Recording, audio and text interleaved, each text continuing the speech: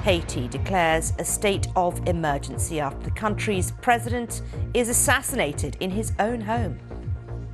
Shock at the assassination of a serving head of state has prompted waves of condemnation from around the world, centred on the Caribbean country of Haiti.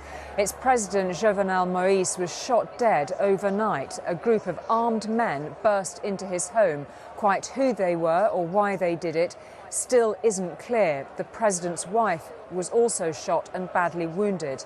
Only the day before, Mr. Moïse had chosen a new prime minister. A state of siege has been declared in the country.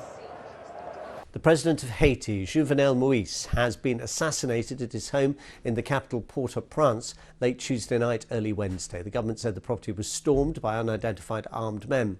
Mr. Moïse had been in power since 2017, but his critics had accused him of corruption and he'd faced waves of often violent protest. Here's our North America correspondent Sophie Long.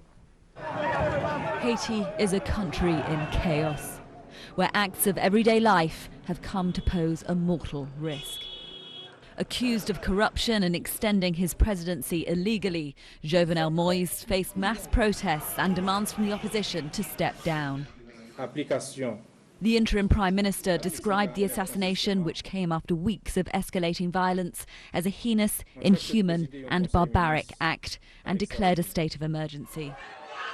Still recovering from the devastating earthquake of 2010 and a hurricane that struck 6 years later, parts of the country remain inaccessible, besieged by territorial battles between heavily armed gangs, violence that's forced more than 13,000 to flee their homes. Yet the police have been largely invisible, the government silent. Now the calls for the international community to act are getting louder. You need a lot more information, but it's very worrisome about the state of Haiti.